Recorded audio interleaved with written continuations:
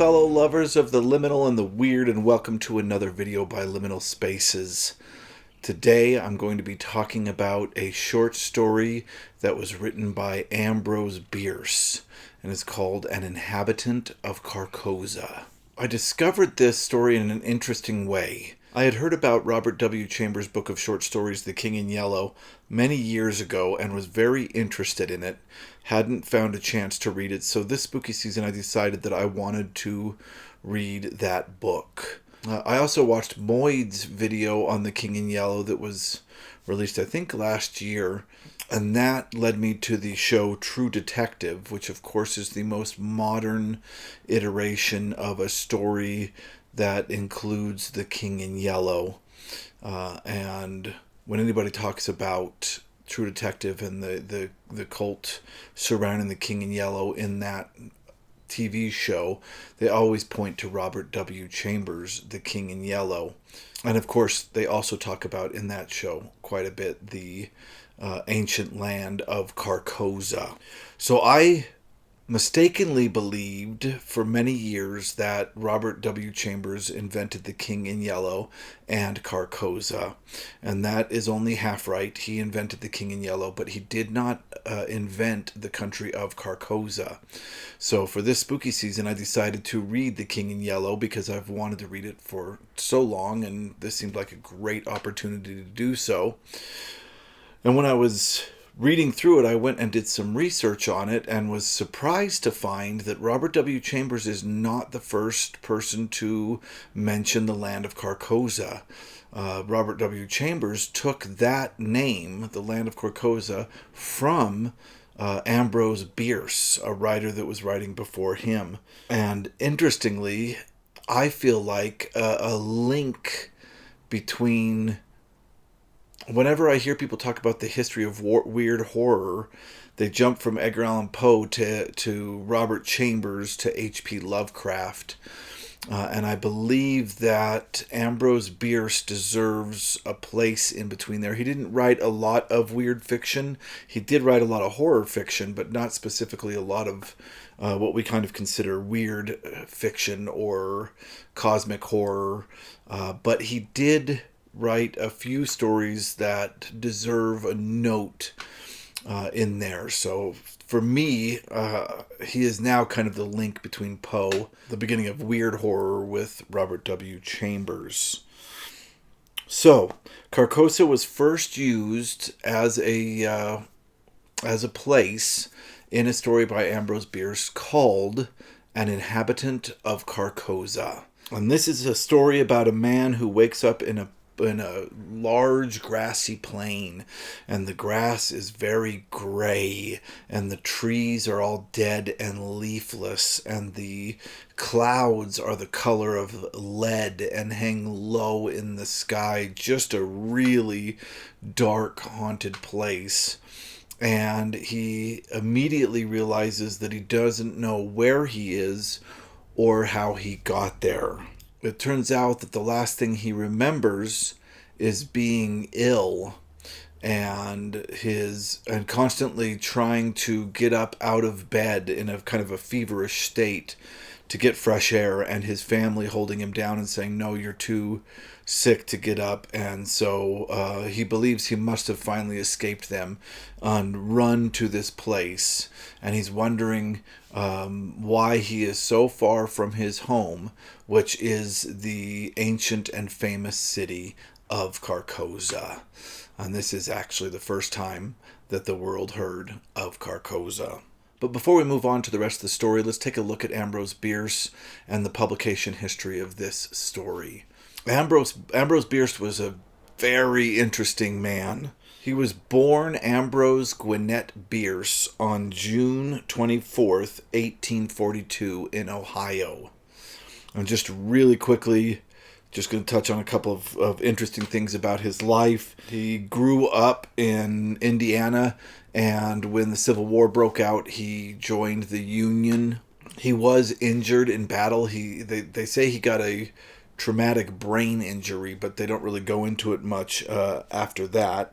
After the war, Bierce became a journalist and is most famous for uncovering a railroad scandal and basically stopping a company from making the taxpayers pay hundreds of millions of dollars to allow a business to do some kind of shady railroad stuff. Brooke McKenna, another YouTuber, made a great video on the life of Ambrose Bierce. One of the really interesting things about Ambrose Bierce is that, fittingly, he disappeared in unknown circumstances. Nobody knows how he died, where he died. His body has never been found. And Brooke McKenna made a really interesting video that delves very deeply into his life and his unique disappearance. I'll link that after the video and down in the discussion so you can check that out. It is really interesting. So this particular story was first published on Christmas Day, December 25th, 1886, and it was published in the San Francisco Newsletter. So this is one of Bierce's earlier stories. It was later reprinted in Bierce's short story collection, Tales of Soldiers and Civilians, and also his short story collection, Can Such Things Be? Now, when I first read about this story, I very much wanted to read it. I was about 2 stories into The King in Yellow, and I realized that Chambers did not create Carcosa. I absolutely wanted to read this early story about Carcosa, so I started going through my library, and I went through every one of my horror anthologies looking for this story, and I found that the story that I found the most by Bierce was something called The Damned Thing, which is a horror story that he wrote. But I could not find this story anywhere. So I went through all my anthologies, which is no small amount, and then eventually I gave up and was looking on eBay and realized that I forgot the shelf that I have of Barnes & Noble's leather collectible books, which I'm a sucker for. I love the Barnes & Noble's leather collectible books. And I jumped up and saw that there was one horror anthology, and I grabbed that down, and it happened to have this story in it. So I was very lucky to have a copy of this, and it was literally, and this is not usually the case, but it was literally the last place I looked. I finally found it in the last horror anthology, the one I had forgotten about, on the Barnes & Noble's leather bookshelf. So this is one place you can find it. It's in the 2 short story collections I mentioned earlier. Ballantine has done a couple, or did a set of his short stories in 2 volumes. And it is also in that. And then, and unfortunately, I don't have this specific Ballantine adult fantasy Cthulhu book. I wish that I did, but the book is The Spawn of Cthulhu, and these are short stories that are connected to the Cthulhu mythos, and it includes actually the 2 stories by Ambrose Bierce that Robert W. Chambers was inspired by to write The King in Yellow, and I'm going to go over the second one tomorrow. So those are the places that you can find it in book form. However, I found that this story was very prominent on the internet. It's in the public domain, so if you just type it into YouTube, you could have somebody read it to you. It's 10-minute read at most, just 10 minutes. So, and it's a great read for 10 minutes. It's really a really great story and a wonderful story for spooky season. Okay, let's get to it. I am going to spoil this story, and it does have a bit of a twist ending at the very, very ending. So if you are interested in reading this story before I talk about it, you should absolutely go read it now. And again, you can pop away, listen to a 10-minute reading of the story, and then come back and listen to my take on it. So like I said, at the beginning of this story, a man wakes up on this great plain, and it is filled with this spiky, low-growing grass that is gray. And he can't tell if it's night or day. All the trees are dead and have no leaves on them. and the sky is covered with these lead-colored clouds. Very haunted place all the way around.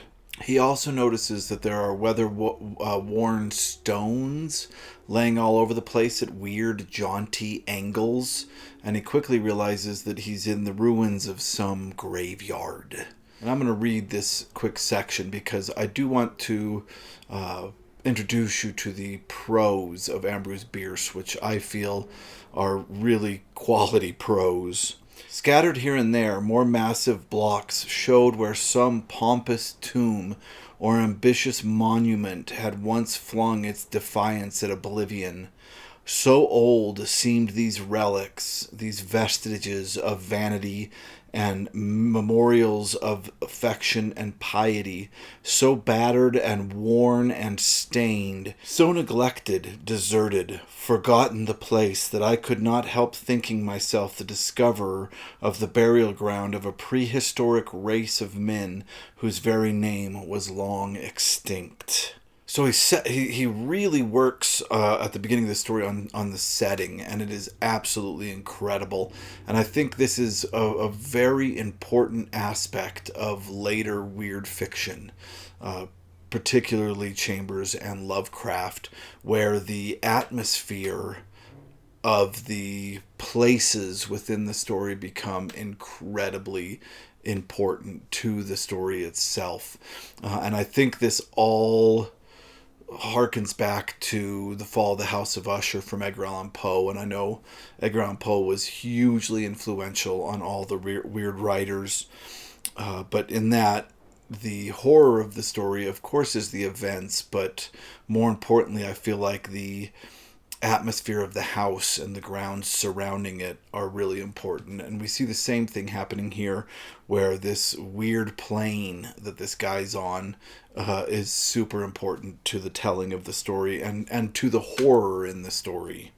So after this, he turns to memories of his own events, and he realizes that the last memory he has is that he was ill, and he was in a delirium, a fever delirium, and he kept asking the people around him, his family and loved ones, to let him get up and go get some air, and they would hold him down on the bed, obviously worried about his safety. And he assumes that he must have somehow made it past their guard and has run, and he realizes that he's very far away from his home, and that his home is the famous city of Carcosa. And this is the first time that we hear, other than the name An Inhabitant of Carcosa, about Carcosa in fiction. I don't know where Ambrose Bierce got the word. He probably just made it up, but it is a very interesting concept, and we'll come back to that a little later. But this man is from Carcosa, and he doesn't feel like he's near Carcosa anymore, and he doesn't really know where he is at all. So as he's worrying over this, he suddenly spots a lynx coming through the grass, and he freaks out because he realizes if he was to fall ill again, the lynx would be at his throat. So he makes himself big and screams and jumps at this lynx. And the lynx, seemingly uncaringly, as cats can be, passes within a few feet of him and ignores him. Right after this, he sees a man's head rise up from the horizon, as if this man is slowly walking up the hill. And he describes him as in this way: he was half naked, half clad in skins. His hair was unkempt, his beard long and ragged. In one hand he carried a bow and arrow, the other had a blazing torch with a long trail of black smoke. He, of course, is very excited to see another person, and he runs up to meet him and starts talking to him, specifically saying, can you direct me back to the city of Carcosa? And suddenly the human creature starts chanting in a very barbarous way, he calls it. in an unknown language and ignores him and walks past him. So he kind of falls back onto a tree and sits down, and the clouds break. He realizes that it's nighttime, even though he can see very well. It's nighttime, and he is looking up, and the clouds break, and he sees Aldebaran. I don't know if I'm saying that. Aldebaran. It's a star in the Taurus constellation, and also the Hyades. So he sees this star and the star cluster that he recognizes, which brings him a little bit of comfort. And he sadly admits to himself that he must be mad, that he must have gone insane, because he's realized that he is on a plane in an existence where he can see, but nobody can see or hear him. He is invisible to the animals and to the people. He, at that point, notices that the tree he's leaning against has a stone trapped in it that's kind of blocked from the weather. And this stone is still decaying and falling apart. But the tree looks like it grew from the grave and kind of trapped this stone. And at that point, a wind blows and blows away some leaves, and he shockingly is able to read his own name on the gravestone, his date of birth, and his date of death. And he realizes at that point that he is dead. And this is the second to the last paragraph of the story. A chorus of howling wolves saluted the dawn. I saw them sitting on their haunches, singly and in groups, on the summits of irregular mounds and tumuli, filling a half of my desert prospect and extending to the horizon. And then I knew that these were ruins of the ancient and famous city of Carcosa. And that is the horror story, An Inhabitant of Carcosa, by Ambrose Bierce. And I want to talk about it for just a bit. Number one, that's just a great horror story. It's got the kind of twist that we expect of ghost stories from the late 1800s. If it were written by any other writer, I think that's all it would be, is a person realizing that they're dead in the cemetery. But there's so much more to this story, and that is the invention of Carcosa. There's another layer, another twist that Bierce has added on to this, and this is what I think makes this the precursor, the beginning, the link between Poe and Chambers that becomes weird fiction. And that is, Bierce already had a great turn where it turns out the person's dead in the graveyard, but he wanted to say even more, and he said so much more, and he created so much more with so very little prose by making this person be from a land that he invented, right? He's from Carcosa, and we get hints of what Bierce was trying to do throughout the story. For instance, he says when he realizes he's in this graveyard, he says that I could not help thinking myself the discoverer of the burial ground of a prehistoric race of men whose very name was long extinct. That turns out to be true. He sees this person coming over the horizon that he very much describes as what seems like ancient humans of Earth, right, with the skins and the bow and arrow. And he says that his language is barbarous, so he connects him to the barbarian. And it turns out that Carcosa is this ancient great city, not unlike Atlantis. And we see this with Conan, right? Robert Howard would create this culture. They call them the Sumerians? I can't remember. They're kind of historical fiction, but yeah, he created this age, the Hyborian age, that he sets all his stories in that are these prehistory times. Very interesting. And we see this all the way back with Ambrose Bierce in this short story that gives us the first mention of Carcosa. One of the things that's interesting about this is that Carcosa in this story is very much of Earth. It is an ancient city on Earth. And of course, Robert W. Chambers eventually makes this city way more alien. It has two suns and the stars are black, and it really, Chambers really takes this up a notch with how mystical and alien he makes Carcosa. All right, I just wanted to really quickly go over this wonderful story by Ambrose Bierce that is the invention of the famous city of Carcosa.